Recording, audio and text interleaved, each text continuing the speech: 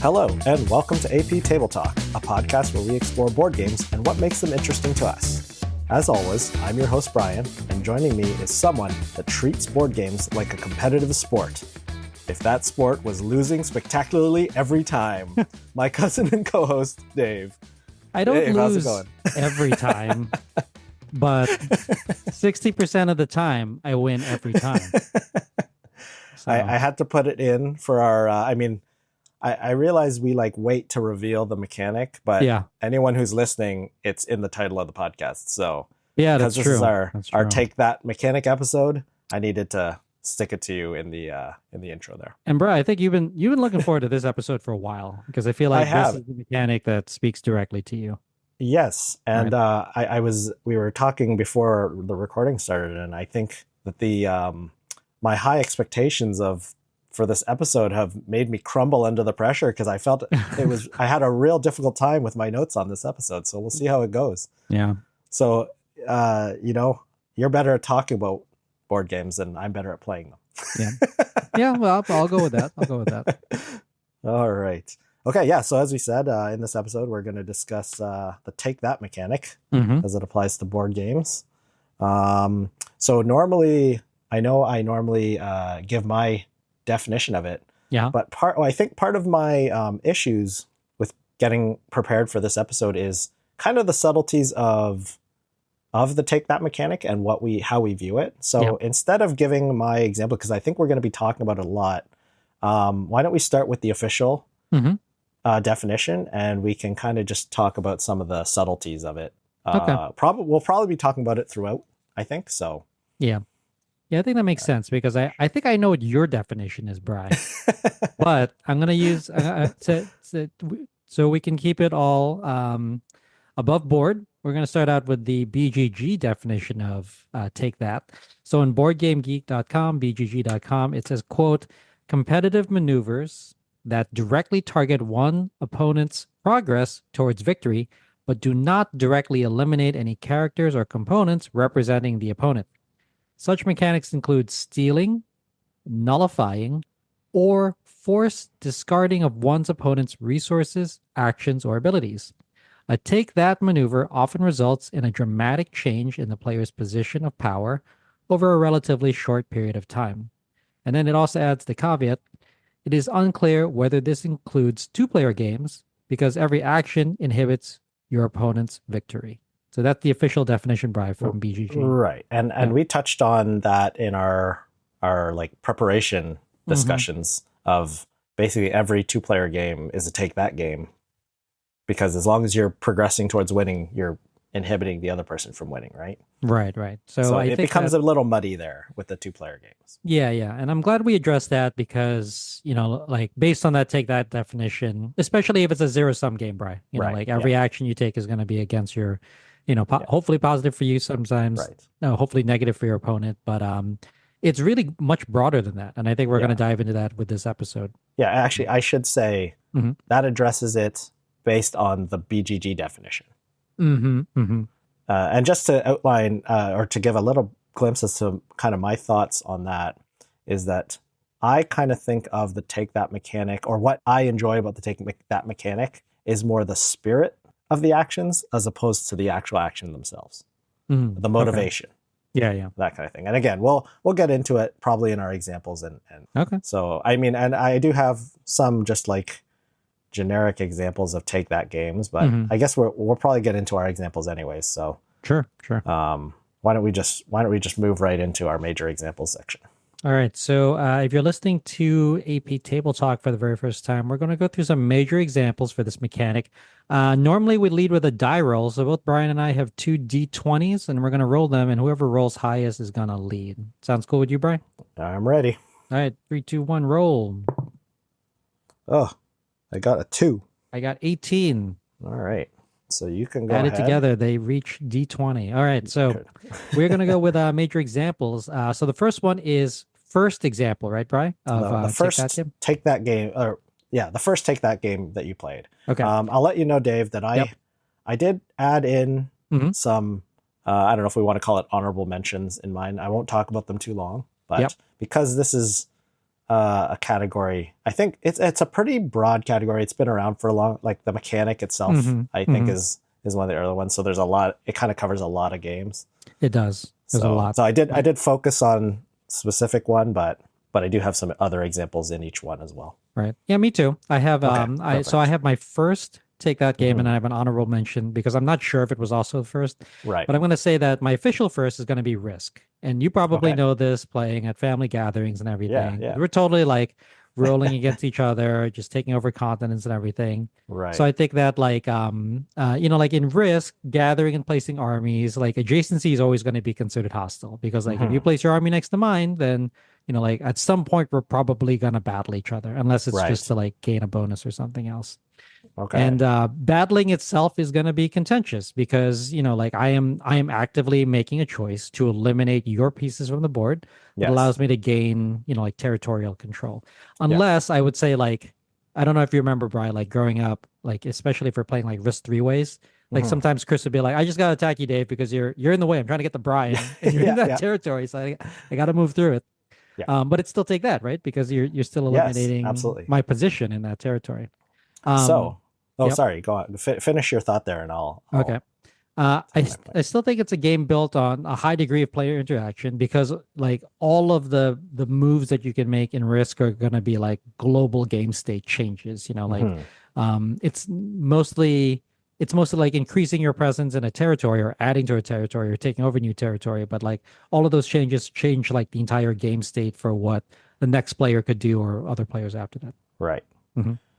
So I think at one point I was thinking about Risk because that's probably pretty early for me as well. Yeah. But one thing I was thinking about, again, in kind of how I look at Take That games or what I qualify as Take That games is that a lot of the games where the entire game is combat focused, I don't really consider the combat as Take That, even though it falls within the definition, because that's just the core mechanics of the game. I know that's a little bit fuzzy and it doesn't really mean anything, but like to me, it's more Take That if the game is not a combat game and I do something and kill armies of yours, as opposed to a game where the whole purpose is to for armies to attack. Okay. I don't know if that makes sense. Yeah, because it's just like like it's a war game. Right. Okay. Well, in a war game, the whole, to it's kind of, that is the expected action is that you're going to be doing those things. It doesn't mean there can't be Take That actions within war games, but Risk, well, it definitely, I would definitely consider it a Take That game if I had to qualify it, but it's not one that I think of when I'm thinking like to scratch that itch of Take That game. Yeah. Yeah. So I did put some early, I'm trying to stick my answers to less of the classic games, but I did put a couple on there because those probably would have been my first. Yep. So I've got two, which I'm not sure which one I would have played first. I'm thinking Uno. Yep.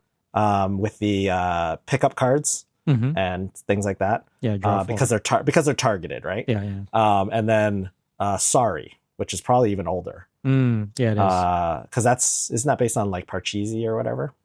Yeah. And that's another one. Horrible game. Because that game can last forever. Yep. But definitely think it's a Take That game. I think you're going to run out of patience before you run out of time with Sorry, really. Right. So my actual choice that I put, which I probably didn't play it before Risk, but I put Munchkin. Oh, yeah. Which, in fact, a lot of these games probably could have fit into most noteworthy as well when we get to that point. But I put Munchkin because it was pretty early on. And again, now, even though I just said with Risk that if the whole purpose of the game is like a war game, so you're battling the whole time, then I kind of ignore it as a Take That game. I mean, Munchkin's kind of that. The whole game is kind of like Screw Your Neighbor, which is kind of Take That. Yeah. But I just the intent of what you're doing is different. Like with Munchkin specifically? Because there's a different type of maliciousness to your actions where you're almost, it's that wanting to also frustrate them. Yeah. Well, I mean, like and that type of it. To what you were saying about before, Brian, like not every action you can take in Munchkin is going to be Take That action because like at some point you're going to have to fight a creature and like, okay, who wants to help me out with this? So you need some sort of like cooperative spirit to right. And then again, that brings another Take That where it's like the betrayal of Yeah, like, yeah. yes, Oh, I let me help help you. you with this monster. So I do definitely consider that a take that game, and I can't remember when I first played Munchkin, but it was pretty I think it early. was might have been like at the beginning of the whole like board game renaissance, right? Maybe, yeah. Like that's Yeah, when was that game? That was like early 2000s. yeah, I think so. I mean, we could look it Um, up right now. But yeah. I'm glad you said Uno, Brad, because that was my runner-up. Oh, okay, perfect. Yes, yeah, yeah. Again, the classics. A lot of them probably have a lot of take that in them Yeah. too. So I'd see Munchkin on BGG says 2001. 2001. Yeah. Yeah, so that's pretty early on. So Wow. Playing time 60 to 120 minutes. I cannot imagine myself being in a 2-hour game of Munchkin, yeah, nor do I want to, you no, know. no, no, no. All right. You know what? A lot of people Yeah. like that game though. So and it was Yeah, definitely a that's gate. true. I I think it was mean, definitely a gateway game for a lot of people. yeah, it helped pave the way for a lot of other games Right. that we like. Yeah. All Okay. right, so So that we'll was move first, right? on. Yeah, that was our first take that game. We'll move on Okay. to our favorite. Yeah. All right. Do you lead or do I go? You can go. Okay. You won the The initiative, roll. so Okay. you can go. So favorite, and I did this, and I said I would do this again. So my group, Banditos Gaming, I Hmm. told them we were doing research for this episode, and I'm like, we're gonna have to play this game. We played a lot actually, but I'm researching Take That. So my favorite Take That game is a game that I play a lot with two of our members, actually, Owen and Ginny. We play a lot of Stick'em. Are you familiar with Stick'em, Bri, the card game? No, I don't think I've played that. One, I think that if you, me, and Chris all got together, you would totally be into it because it is essentially, it's a trick taking game that is all take that because you dump points Nice. on your opponents and you don't Oh, want okay, points. You okay. want the lowest Right. points. Yes, So yes. that's the whole onus of the game. Like you don't want to get stuck with a bunch of points, but Right. you can get into a position where you get to stick people with like a lot of negative points. So I like it because it's a really small and simple card game. It's a Okay. pivot from traditional trick taking because it is there is no must follow. You could Hmm. really play any card, but the card that you play depends on who wins the trick. And like a lot of good trick taking games, sometimes you want to win the trick and sometimes you don't. Hmm. But like what's funny about this is like whenever I play with Owen and Ginny with the Banditos, whenever I'm playing, they're just like, we have to stick Dave very badly every game. They're like, like we don't really care if we win, but if we stick Dave with all the points, then it'll be a good game. Yes. But like so like despite that, I still like the game, which I think is the hallmark of a good game, even though like you Right. lose a lot. I'm like, yeah, I'd still play it. But really, I would say the only bad part about the game is that even though it's a small box card game, it really expands with the number of people you play with. So like it plays Hmm. up to six. Okay. If you play up to six people, you play one round per person, and it just becomes a very like you could honestly spend 2.5 hours playing stick 'em Oh, wow. with six players, which I think kind of overstays its welcome, but it's my favorite. And I'm gonna stick to it. Wha- No pun What's a good intended. what's a good minimum count for that game? Minimum at least three. I think At four least is three? actually the best count. Yeah. And I, All I right. have a runner up, We'll but I have want to to see try if it my out. runner up is your runner up. Okay. Or your game. I'm guessing it isn't. Okay, I'll start with my favorite. It's actually a more recent game, Hmm. but I've played it only a handful of times, but I've really enjoyed it, and definitely there is a lot of take that in it, which is part of the reason I really enjoy it. Hmm. And it is Arcs. Oh yeah, yeah.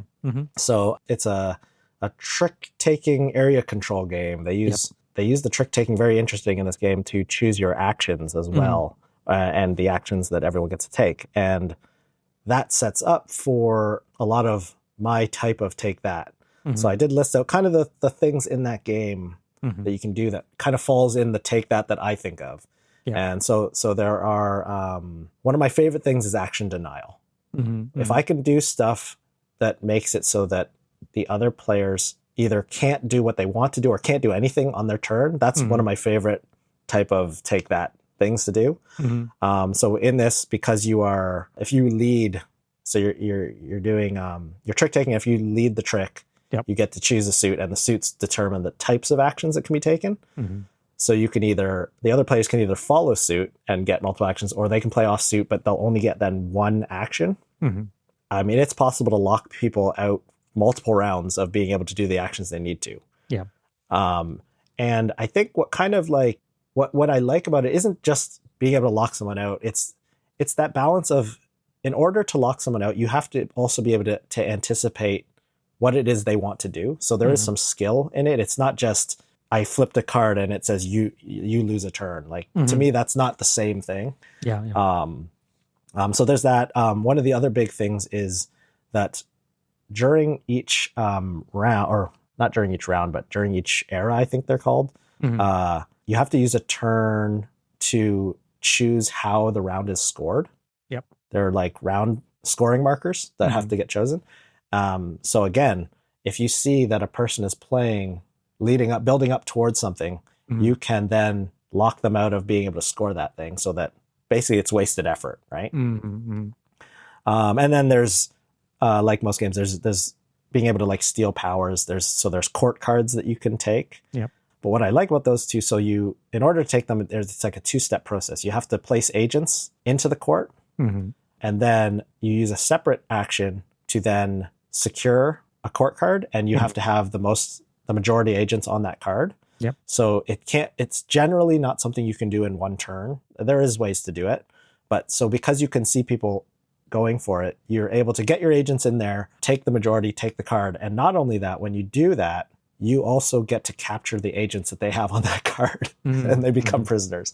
So just some examples of the type of take that I really enjoy in that game, which is what makes a lot of the fun factor for me. That game is right up your alley, Bri, because Absolutely. I played it once and I was like, I got a few times to lead. Leading is great. You want to lead in the game because then you get to set the agenda, the quote unquote, the agenda for that turn or whatever. I forget the name of the structure. But when you're not leading, I was just like, I just feel like I can't do anything like of significance. Yeah, like even if I'm following, like my follow action isn't great. I think that is the largest complaint, is that you could get dealt a hand that's really no good. And I haven't played enough to say whether I feel that's justified or not. Yep. It is possible. It's always possible to seize the initiative, but it is very costly. Yeah, it's burn 2 cards, right? Yeah. So I think that if you can make that judgment call that you need to do that early and do it right away, I think you can mitigate that. But I could see, I mean, it's definitely possible that you just get dealt a terrible, terrible hand. Yeah. But all in all, it hasn't run it. And again, I haven't played that many times. Like, I have not hit double digits in that game yet, but it hasn't really been a major problem yet for us. So, but yeah. So anyway, so that was my favorite. So my runner up. Do you want me to do my runner up first, or do you? Yeah. Okay. So, my runner up, and mainly again, this is kind of similar to Risk, is Star Wars X-Wing miniatures, which I've talked about on the podcast before. Yep. Again, it is a combat game. The reason I put that one in as my favorite is mostly because of the way that I play it. Because I play it as, my favorite thing to do in that game is action denial. So part of that game is you set up your dials with the maneuvers you're going to do, and everybody kind of reveals simultaneously. And if you can block or outmaneuver, it's possible that you just really screw up the other person's entire like plan for that round. And it's the same kind of thing. It's like, it's wasted effort for them, but it requires you to be able to anticipate what they're thinking. And I really enjoy that. That's kind of what I like about the Take That is that trying to guess what they're doing and then having a plan that just totally screws them if you're right. So that was my runner up. Yeah. Or not runner up, but my honorable mention, I should say. And we talked about X-Wing during the last episode on Rock, Paper, Scissors. Right, yes. Right? Because we're talking about, what is it? The ones that can maneuver? Like, there's the turrets versus... I mean, I know the ships. I forget what the terminology is now, it's like, because I've all focused on TIE fighters versus Y-Wings versus bombers versus TIE fighters versus X-Wings, basically. Yeah. Jousters, that's it. Oh, that's right. Yeah. So. Well, we did not share a runner-up. My runner-up was Citadels. Do you remember? I don't know if we ever got to play Citadels. It's not good at 2 players. I have Citadels. I actually won that one with Geek Gold. Oh, you did? Oh, in the Geek Gold games raffle. For Geek Gold. Yeah. I played it a few times. I enjoy that game. Yeah. That one has, like, I would say most characters have some sort of take that. The obvious ones are like Assassin. Assassin's the worst, because if you get assassinated in Citadels, you just lose a turn. And if you're like me and you get assassinated 4 turns in a row, like, why am I even here? You know? And there's the thief. The thief steals gold. There's the warlord that can destroy cards. Like, I would say, like, I think maybe half or more than half of the character actions are some sort of take that, you know? Yeah. And you know what? I'll come back to that because I have more to talk about those types of games and take that. So let's do the next category and then we'll come back to that. Yeah. Okay. So next okay, one so is we're on to most noteworthy or the most biggest noteworthy or game biggest. Okay. So I'll lead off again, Brian. Sure. So you brought this up before. I'd say the most noteworthy one is Sorry. Okay. And you brought it up before. Sorry is actually based off of the original game, I think was called Ludo. And then the game that iterated on that is Parcheesi, which is an Indian I know game. Parcheesi, but I didn't know Ludo, I don't think so. And then Sorry is the iteration on Parcheesi. So, like with Sorry, if you've never played it first, the take that is the Sorry cards because it basically sends players' pieces all the way back to the start. And the whole objective of the game is to get your pieces of the circle board and bring them back home. So, like whenever you have to send someone's pieces back home, it's super debilitating for them. Yeah. While I don't think it's as popular, I think that the game that I prefer that has the same action is Trouble. Trouble? I was going to say Trouble, factor. Yeah, because basically it's just like, it's a game that's wrapped around that bubble thing. Like as a kid, I just wanted to press the bubble. The pop-o-matic bubble. Yeah, that's the most fun part. One, so because it's really satisfying. Commercial from our childhood. So the younger generations listening will not know what the heck we're talking about. Exactly. But like also the bubble means you'll never lose those dice, right? Because they're trapped inside of the bubble. Yeah. So I don't think you can really get over like Sorry as a more iconic take that game. And I feel like it's named after, it's the game for Canadians. Okay. Sorry. So do you know which one was the one that added the card that you could go in reverse? I mean, I feel like I think it's Trouble. I think it's Sorry. But it might be a newer iteration of Sorry. I don't remember any cards. The only reason I remember that is because the strategy in that game for me was very strategic use of the reverse. Because if you come out of your starting area and you're very close to your starting area and you use the reverse, you can backtrack, and you backtrack basically so that all you have to do is come back into your starting area again. Oh, okay. Yeah, that's a... so it's you gotta use it at the right time. Yep, I agree. But I mean, I try to avoid those games, so I can't remember which one had that. I don't think it's Sorry because I think I would have remembered that card. Unless again, it's it wasn't Trouble because Trouble used the dice, not the cards, right? Yeah, so I guess it has to be Sorry. Yeah, so I don't know. Maybe there's a newer Sorry or something. I'm sure there's many versions because that was the era, right? Of just a million versions of the 10 different games there were. Okay, so that was your most noteworthy? Yes. So mine.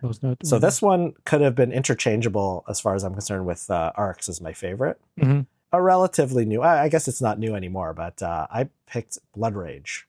Okay. Huge game when it came out. Like one of like pioneer big games for kickstarting games, I think. Yeah. So in that game, it's Viking themed, area control, lots of combat, but it's a lot of it comes into the combat cards. So when you combat, you have point values or strength values for your units in the areas that you want to fight for.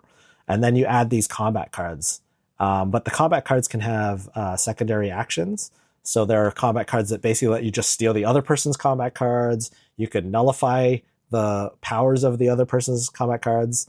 You can add, there's standard just adding bonuses to your own combat cards and stuff like that. And then one of the things that really kind of like leans into the take that is, so there's a lot of the cards are based on Norse gods. And there's what's called the Loki strategy. Yep. So the Loki cards are, again, God of Mischief is to kind of mess with things. So generally the Loki strategy is his cards allow you to gain points for losing your troops, or losing combat, or losing your troops. So you can kind of psych people out by building up, getting ready to go for something or forcing people into a battle that you can't win, just to make them waste resources. And then you're getting a bunch of points because you're dying. And then that obviously leads into the meta that you might be faking that you're doing the Loki strategy and things like that. So there's that. And then some more generic take that stuff in it too. So the combat cards are drafted Seven Wonders style. So that brings in hate drafting because you can see what people have built up in previous ages. Because it's area control, there are limited spaces for armies in the different zones on the board. Mm-hmm. So you can block people out of areas completely. You can force people into areas. So after each age, Ragnarok happens, and an area of the board gets decimated. So you can force people to put their powerful troops into these areas, and then just gets destroyed by Ragnarok. Mm-hmm. Things like that. So lots of great take that in that game. I think it won out for what I thought was most noteworthy, so I put it here instead of favorite, but it's definitely up there for favorite game for me as well. Yeah.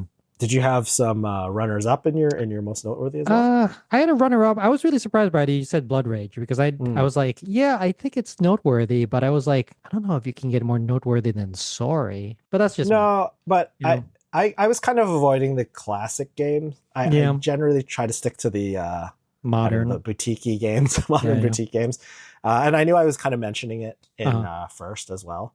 All right, right. Yeah, I mean, it's definitely the most iconic, but I think just in modern games, the impact that Blood Rage had, like even just on like how many people really knew game designers by name before, unless they were like us, right? Yeah.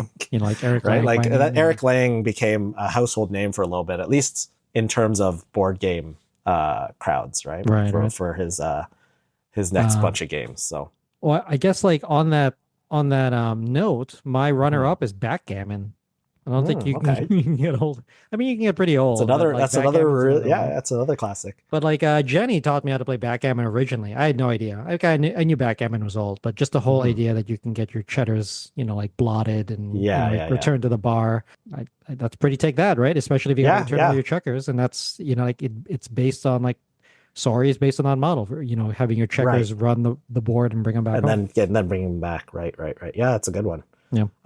So my runner up, I kind of bunched in social deduction games. Now, not obviously not all of them, but so coming back to, you talked about Citadels, which I think falls into that. I had Love Letter and Coup as kind of examples. Yep. But the same idea where I just, as I was thinking about it, I was like, yeah, there's a number of social deduction games where there is a take that element to some of the roles. I think another one that kind of just came to mind was Bang the Dice game. Where it's like you have to attack a person beside you, left or right, and you can play it off as, oh well, I'm forced to attack them. I didn't mean to attack you or whatever, that kind of thing. So there's that kind of maliciousness in the actions. But it's like, I had to. You're on my left. Citadels is probably a better example. I don't play that one as much, so it didn't come to mind. Coup was actually the one that came to mind first. Yeah. Well, I mean, it's because Coup, I think, is just more applicable, more accessible, I'd say. Right. Yeah. And that was, I think you had introduced me to Coup, and I way back when. I fell in love with that game. Yeah. Like I started introduced it to because it was nice because I could introduce to people who didn't play board games. And it wasn't a huge commitment, right? Right. So yeah, that was my runner up for most noteworthy. Nice. So I think that finishes up our major examples segment. All right, so we are going into the new segment. So Beyond the Basics. Is that what we're calling it? I don't even know what we call it anymore. Yeah, I mean, we're calling it Beyond the Basics, but last still episode. Keeping the name. Yeah, if you're listening and you caught the last episode of AP Table Talk where we talked about the rock paper scissors mechanic, we started with this new segment. So originally in Beyond the Basics, we would dive even deeper into the mechanic, but we changed it up to be, and this is very appropriate for this episode, much more contentious in that we're going to have a debate. So, and Brian, correct me if I'm wrong with this. We're both going to roll our D20s. Whoever rolls higher is going to take the pro side of the debate, meaning that they are a big proponent of this mechanic. And whoever rolls lower is going to take the con side. So they are not a fan of this mechanic. Is that, that's still good, Brian? Yeah. I think that works out. All right. So I've got my die handy. I'll leave it up to you to roll. Yep. All right. Here we go. Oh, I'm not doing good today. 3. I rolled a 7. Okay. All right. Well, sorry, I'm still taking the pro. Okay. So then we said the pro leads. Yeah, pro leads. So I will counter your points. All right. So you want me? I'm going to make my point, my first pro point, and then I'll give you time to counter, and we'll go that way. Sure. Sounds all good. right. All right. So my big pro for Take That is that I think it overall heightens player interaction. So with Take That, it forces players to constantly assess not only like your own position, but I think everyone else. And I think this is a really good addition to what like a lot of modern Euro games are very much like multiplayer solitaire. But with Take That, you are not just worried about what you're doing, but you're also worried about what other people are doing, and you're going to try to take actions to counter that. So my Okay. example here is Root, even though I'm not a huge fan of that game, because Hmm. Brian, we tried to play it in the darkest hotel lobby possible after a long day of a convention, which was not Yes, not that was not beneficial the to way. learning how That to was play not the Root. way to learn that But the game. reason why I bring up Root is because it's a war game. It doesn't look like a war game, but it is, and there's coalition shifting and targeted plays that make every move like personal and strategic. And that's why I think that Take That is a great mechanic because it forces higher player interaction. Okay. Mhm. So yes, there's definitely. I mean, I don't think you could argue that there isn't player interaction with Take That. There kind of has to be by definition. Mhm. However, I think that interaction it can promote like king making Mhm. and ganging up. Like it's very much encourages retaliation and grudge play. Mhm. So that interaction becomes negative play experience for many people. Yep. I mean, I don't have specific examples, but generally, if you're just harassing someone with Take That, Mhm. then their goal of that game now becomes just for you to lose as opposed for them to win. Yeah, yeah. It just becomes personal at that Right, point. right. I mean, you could even say like like going back to Risk, right? Because Mhm. like Risk, you could make it to such a point where it's like, well, I can't win, but I can help whoever the remaining players win with some sort of king making strategy. Right. And and that negative like kind of antagonistic play, I Hmm. think also makes it a poor fit for cooperative games or educational games, things like that, Right, right, right. which is your field. Yeah, exactly. But I don't like So king yeah, making. so I yeah, feel like I it's think it can spoiling. very much polarize player groups. Yeah, yeah. So yeah, that's my counter to that point. Okay. I'll lead off with my The, next the point. the creating the negative player experience, basically. Yeah, go Yes, ahead. yeah. I feel like this is really difficult for you, Brian, because you really wanted pro on Take That. Yes, yes, I did. I'm basically just lying to you. Oh, okay. That's all right. I feel like I am just going to support your points because I want to argue for the negative. Yeah. Okay, so This is my a real positive, exercise for us, right? real exercise, yeah, academic exercise. So my other positive is I think that like high player interaction would Take That also enhances like the overall drama and narrative for the game. So I think that Okay. like a lot of the most memorable like highs and low moments in games are like you either like were able to ruin someone else or got Hmm. ruined yourself. And my example would be like Munchkin you brought up before because sometimes you need to build a coalition in order to beat a creature, but Hmm. other times like you'll need the help and then you'll get betrayed. And I think that those moments, like I still remember some of those moments in Munchkin, even though I don't play a lot of Munchkin anymore, but I think that they Right. overall inform like the drama and narrative of Take That. You know what? I don't think I have anything about narrative Hmm. because I felt that the mechanic wasn't directly impactful one way or the other, in my opinion. Hmm.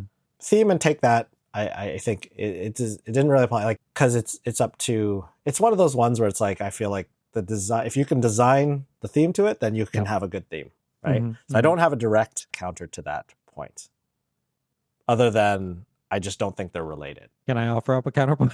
Sure, yeah, go for it.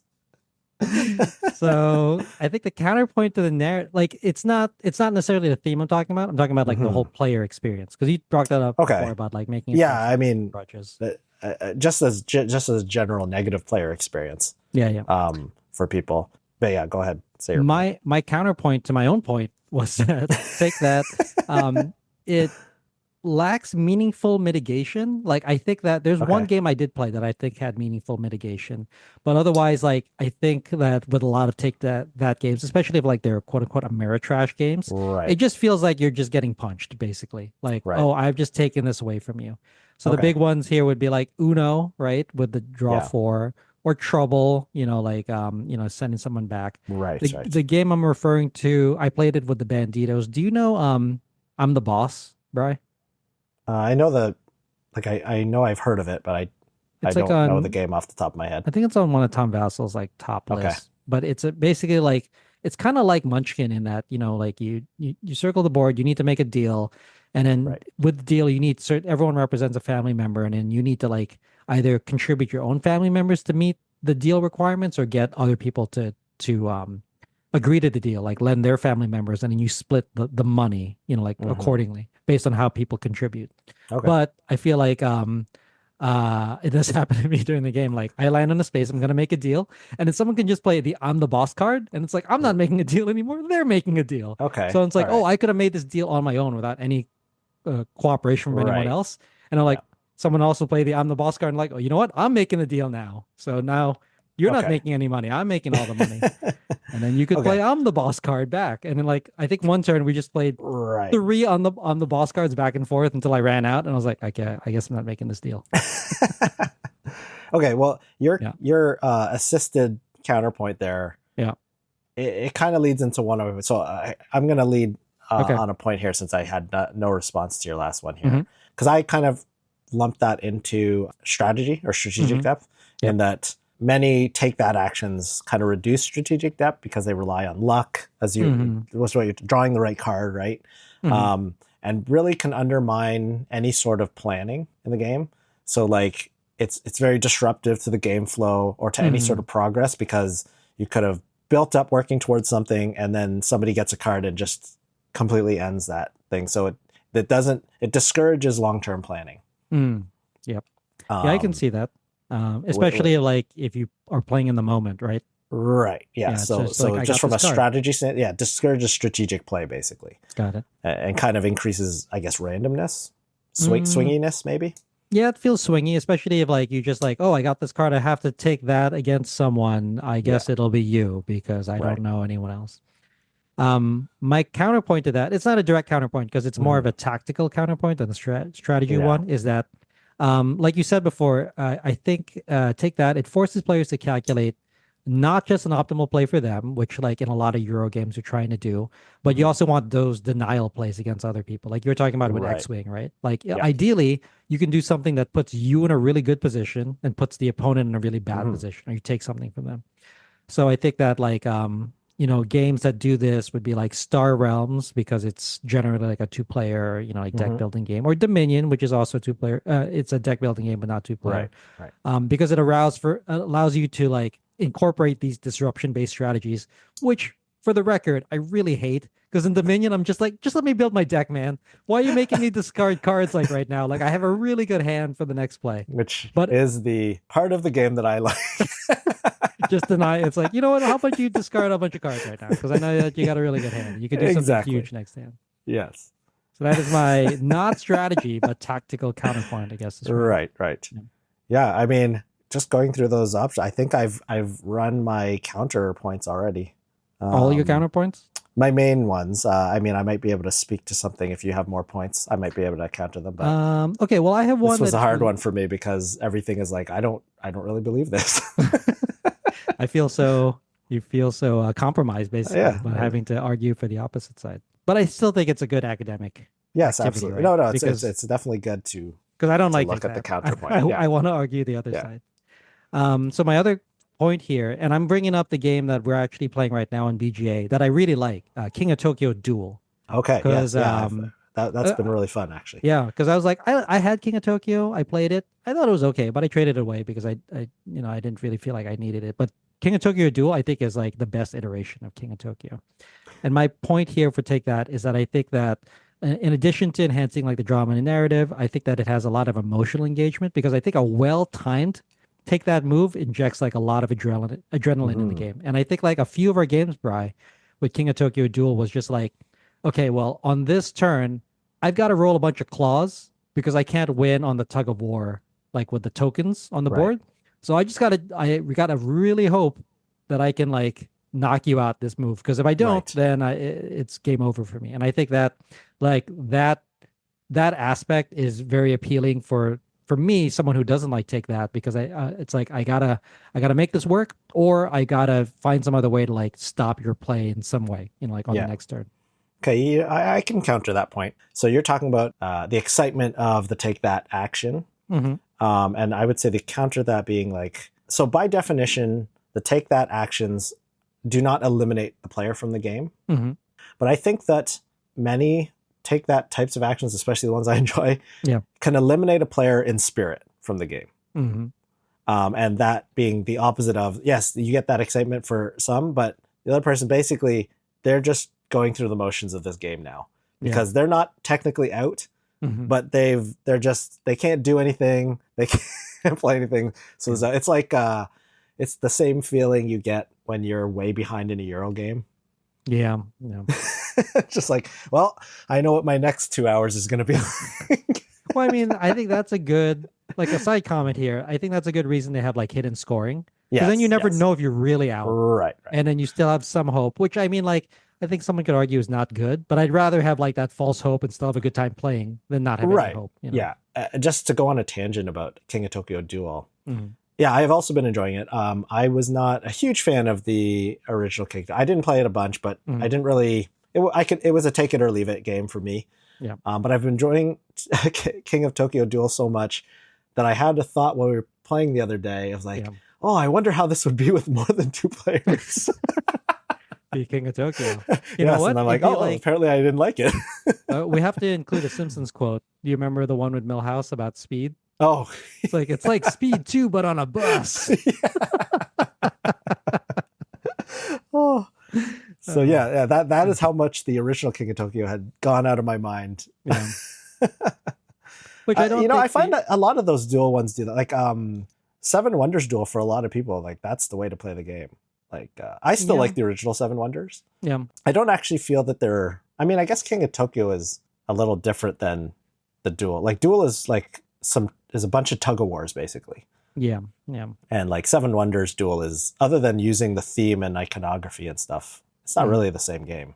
Yeah, I would argue that. But I also, it's one of those things where it's like, well, we have this really valuable IP, Seven Wonders. How do we use it as much as possible? That's what I think. It's that I enjoy both of them, but I don't think that, like, to me, what is nice about a lot of the Duel games, what it kind of works against them for me is if I own Seven Wonders for a long time, and Seven Wonders Duel came and it was really good, but I wouldn't buy it because I'm like, well, I already have Seven Wonders. And that was in my mind. And then the rethemed version, the Lord of the Rings one came, and I'm like, okay, I can buy it now. But really, they weren't the same. I don't think that someone that enjoys both of those, that they exclude each other, because I think they're different enough that you could have both in your collection. Right. Yeah, I think so. All right. Do you have any other points to our debate here? No, I think that we said our piece here. Yeah. With most of them. You want to move on to our bonus round? Sure. I don't actually have a lot in bonus. Again, a lot of it was just kind of iterating my own thoughts on my kind of living definition of take that games. So again, I feel for me, a lot of it is the intent of play. Yes, so the definition holds for like if you had to have some sort of strict guidelines, but there's definitely a lot to do with that that kind of malicious play. Yeah. And like it's more about, I guess you could look at it of like levels. Like, so there's non-take that actions, which is just you progressing towards the finish line. Yep. There's by definition take that, which is stopping someone else from progressing. Yep. And then there's the malicious, which is not only can I stop you from progressing, but I can take something from you, which also helps me. So those are the kind of levels of take that. Like it's more of a spectrum, I guess, as opposed to a binary choice. Right. And we're on the same page that like, because it's a spectrum, like you could take that action and not even realize it's take that. Right. Like, oh, I've done it and I have totally screwed you over, but that wasn't my intention. Right. Like I think an example would be when we were playing Survive the Island on Board Game Arena. When you turn over a tile and it's like, oh, it's a whirlpool tile, and all the pieces that are next to it went into the whirlpool. Right. It got a bunch of my pieces, but it got a bunch of your pieces too. And that wasn't my intent, but it just kind of happened that way, And I think now that I'm thinking, as you mentioned that, a lot of worker placement games, when you block someone, you didn't necessarily do it on purpose, which is maybe why I didn't really consider worker placement in its own right as a take that type thing. Because a lot of the times, yes, there is some times where I strategically am blocking something, but many times you block someone and you just because you wanted to go there. You didn't really have any intention to block them. Yeah. Well, I mean, to your point before, Brian, like that block is a denial play, right? Right. Like you've gotten the wood or whatever. Yeah. It's definitely a take that action by definition. But if I didn't do it to maliciously block you, it doesn't feel like a take that action in my mind. Yeah, and I would say that that was one of the points actually Brian had for bonus round, in Hmm. that like I think that originally like with Ameritrash games, it was all about like take that. Right. Like I call this like the approach that is very like ham-fisted, like the turnover a card and it's just like you lose a turn. Okay, I guess. Like that Yeah, doesn't feel yeah, great, and it's because no one did it to me. I just turned over a card and I lost the turn. right. And I think Yeah. there's a difference too between like what has evolved. Uh-huh. Lose a turn cards in Uno or picking up a lose a turn card, right? Yeah, yeah, Those don't feel good, but like I don't necessarily agree. At least for a player like me, yeah. Hmm. there's many take that actions which can happen to me, Yeah. but I still enjoy it because it's fun to Hmm. me in the game, even if it's happening to me. Yeah, yeah. Like, yes, it's frustrating, but Hmm. that to me is kind of fun because it's part of that game. Hmm. Whereas, like, yeah, if it's just a random you lose a turn, that's Right. not fun. Like, that's just It's just annoying. frustrating, right? Okay, Yeah. so let's talk because we talked about it on a spectrum. You brought it up before. What do you think about diplomacy? Because diplomacy, you could say, has take that, but Yeah. it's all structured around the relationships with other players. So you have to be like, we're gonna totally screw over Brian this turn. Like Yeah. you're making an active choice to do I that. mean, again, there's the decisions made are going to be on that spectrum, and like betrayal to me, Mhm. Yeah. or the backstabbing, that is a high take that action because it's Hmm. Hmm. purposeful. It's targeted, it's purposeful, and it's malicious. Yeah. Right? Yeah. You're doing it to screw that person. You Hmm. know you're doing it, and you're targeting specifically someone. You're maybe not eliminating them from the game, Right. Right. but you're definitely So screwing them, right? So I mean, could you say that diplomacy is the most take thatty of take thatty games? Because it checks all three boxes I there, mean, right? it's Yeah. definitely up there. I only know about it. So when I got into Rising Sun, Hmm. which a lot of people called kind of a spiritual, not successor, but like a in the spirit of diplomacy, Hmm. it was compared to it. And I was talking to somebody at the place where I was working, a coworker at the time, and they weren't having any of that because they used to play diplomacy all the time. Oh man. And didn't know it, so I only know what he told me about diplomacy. I've never played diplomacy, Hmm. and he's like, "No, this it's completely different. This is like the only thing that's the same is basically making alliances and then betraying." I know, right? I mean, but that's the whole point of the game. So I mean, Right. like, So I I think mean, I that's a guess good it is argument. kind of is like, It's the most take thatty of take thatty games, right? yeah. I mean, Yeah. you could say it. I'd have a hard time. I can't say that without ever having played the game. Right. I've never played It's the game hard for me either, to it's hard but for it's me to also argue just that like point I yet. don't know if I want to play the game. it It's like watching. makes me want to play the game more. Oh no, but it's like watching like a really I'm not into horror films, but it's like Mhm. like a horror film that someone who's really into horror films like highly Yes. recommends people watch. And I'm like, I don't know if I want to watch that because I can't unsee it then. Just like with diplomacy, like I can't ever feel not hurt by playing Right. diplomacy because I know that it'll be a one-time experience. Okay, so the other thing I wanted to bring up, Bri, is Yeah. the since we're talking about diplomacy and like the social dynamic, what do you think about like we talked about king making and like Hmm. the meta game around the revenge? Yes. Like okay, like you did this to me. Yep. Like now I'm in a position where I could really hurt it. I could take that against anyone else, but I'm going to do it to you, not because Yeah. it makes the most Revenge. logical sense, but I'm like, well, you hurt me, so I'm going to hurt you back. Yeah. Is that like, would you feel that is a critical aspect of take that? I think that it can be used beneficially Hmm. because it brings an emotional element into the game, right? Yep.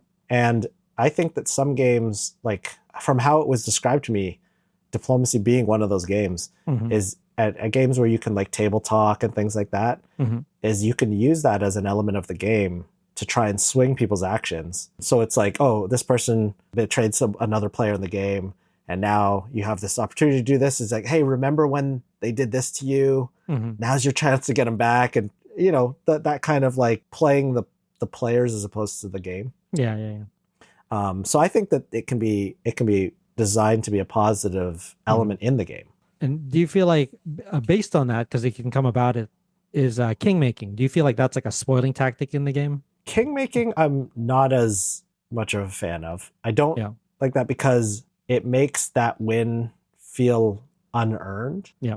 But at the same time, to my last point, I mean, if you made so many enemies in a game, Yeah. and you know that that's a possibility in that game, then it becomes an element of the The play, the strategy. of the strategy. Yeah. Now, I think that it becomes this fine line of, was the king making because of your actions in the game, or is it king making because this person just doesn't like you? Because Yeah, I've had it player could go groups either way. where people in the group don't like each other. Yep. And so it has nothing to do with the specific game. Mm-hmm.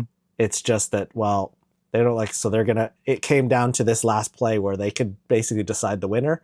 They Yeah. don't like this guy, so they're going to make it go this way. It's like, I don't really like that so much. Right. But Because that's like more of the.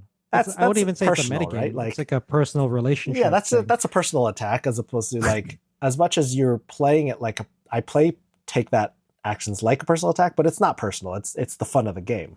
Right. So that aspect I don't like so much. But if everyone is in the same mindset Mm-hmm. of like, yeah, personal in the sense of these actions happen in the game, so now I'm retaliating within this game that Mhm. way. Yeah. Now, you talked about playing someone where you guys just went against each other. Was it I'm the boss or whatever? Yeah. Right. So in my gaming group, Mhm. many games, it's me and one of the guys who hosts most of the time, Tom. Mhm. We mostly fight each other. Just you two. Yeah. Yeah. Part of that is we are generally have the higher win percentages in the games. Mhm. So we generally target each other because we see each other as the larger threats. Yeah. And where I would say that could be a problem for game groups where you have this kind of side rivalry, Mm-hmm. but it kind of works out because our committing our attention against each other Yeah. so much allows some of the weaker players to sidestep us and win games. Yeah. So that it's because I think if we were playing without focusing so much on each other, Mm-hmm. I think that those other players may never get a chance in many of the games that we play to even I come see. close to winning, Yeah, because we would eliminate them from being a threat early on Mhm. and then just focus. And then focus on each But other. because we know that neither of us wants to be the one who takes our attention off the other person. Yeah. So it's always like immediate alert. Mhm. Oh, Tom, I got to make sure that he is not getting any sort of start at all. Yeah. And well, I'll admit it can be frustrating sometimes. Like we got heated playing a game of Eclipse, Mhm. to the point where he texted me after saying, "Hey, sorry, I was being a jerk or whatever." And I'm the kind of person, like, I like to do a lot of table talking and Yeah. like goading and things like that. But we worked it out after. I was like, I was not upset. Like, that's the game. To me, that was the game. Like, well, tell me if this quotation, I don't know if it totally meets your definition, but you saw Rounders. You remember that movie Yeah, from the yeah, 90s with Matt Damon? Yep. There's that scene where they all go to Atlantic City and they're playing in the Taj Mahal in the poker room there. And it's all the Rounders from New York. Like they're all professional card players, but they're all sitting at the same table. And then they're really playing to just play against the fish, like the people that don't know how to play. They just want to take their money. And then I remember Matt Damon's character says, like, we're all sitting at the table together. We're not playing with each other, but we're also not playing against each other. Right. At the table. Like we're there for a specific reason. And like we just take our, we take our opportunities, like tactical and strategic opportunities as we will. But like they have like this kind of, I don't know if you'd call it a meta game or collusion at that point, but they're like, they're not getting each other's way because they're not there to play each other. Kind of like an understood like a truce alliance. Yeah. Like a hidden alliance kind of. Right. The other thing I wanted to bring up, Bri, is because we were talking so much about relationships. Would you say that like with a cooperative game, there's no take that by definition because we all have to play together? Or does take that have to be embodied by a person? Or can it be from take that has to be from one player against another player. So I think that by definition, I don't think you can have cooperative take that in the game. If you had like one versus many, that's different, right? Because there's a competitive side still there, so that you could have take that then. But that now leads into one versus many is very similar to a 2-player game then, right? Where it's like, well, like every action is a take that action. That's true. I don't feel that, like, even if it's like cooperative, like players versus the game, it's not really take that then, in my opinion. I think there has to. I think it is on a personal level. Like, you're attacking the person. There's, again, maliciousness plays a big part for me. I'm doing this. I mean, some people call it screwage, right? Yeah. as a synonym for take that. It's screwage. So like, yeah, you got to screw someone for it to be take that action. It's got to be you screwed somebody. So And the last point I wanted to make here, and we brought mhm. it up before, but I don't think we discussed it in depth, was like with Scythe, because Scythe is one of my favorite games, even though I don't get to play it often. Yep. But like, when it originally came out, people thought it was a war game. It's not a war game. Right. It's a Yeah. Euro game where you're building an engine, and In then fact, there's a sometimes you lot may of fight. deterrence to battle. Right. But Um, like I feel like every game of Scythe has had at least one battle, and it's usually the battle that ends the game because it gets your right. last star. Yeah. So I'd say that like, and I think this is a really good interpretation of how take that is used in modern tabletop gaming, because like there's still a take that component. It's not the main thing you do, but it can be a significant thing that you do in the game. And I think the Scythe example is that it's like the ultimate thing that you do in order to close out the game or Right. finish it out, you know? Yeah. Like, I mean, I think as a general rule of thumb, Mhm. because it's generally because it's so divisive, I think that you kind of want to use it sparingly, Mhm. unless that's the whole purpose of your game. Like if your game is like this game is like Munchkin, the whole point of the game is just to screw with each other. That's different, right? Yeah. But for general games, you use it sparingly. Like I mean, you can tell that even from the designer's preferences. Like if you look at like you talked about Side, like Mhm. we know that Jamie Stegmaier, he doesn't like negative player interaction, right? Mhm. He doesn't like player conflict. Yeah. So he doesn't really have a lot of that in his games, right? So, Mhm. And I think when they are there, like there's some They're- take that birds and wingspan. There's obviously right. yeah, Yeah, he doesn't leave it out completely, but Yeah. it's definitely minimal in his games. Yeah, it's not a feature, I think. Yeah. And I mean, I take that to speak to his design skill because I enjoy many of his games, even though I prefer much more confrontation in my games, right? Yeah. But I think I like any of the ones I've played to some extent. Scythe is up there for me in like probably in the top 5. So. Yeah. Nice. Those are all my points, Brian, for All bonus right. round. You Yeah. have anything else? No, I think I'm good. All right. That was a good conversation. Yeah. So, I guess that wraps up our Take That episode of AP Table Talk. If you'd like to hear more content like this, please be sure to subscribe. You can also check out more of our content, projects, and other information about us at universityxp.com. Thanks for joining us. We'd also love it if you took some time to rate the show. We live to lift others with learning, so if you found this episode useful, consider sharing it with someone who could also benefit. Until next time, game on.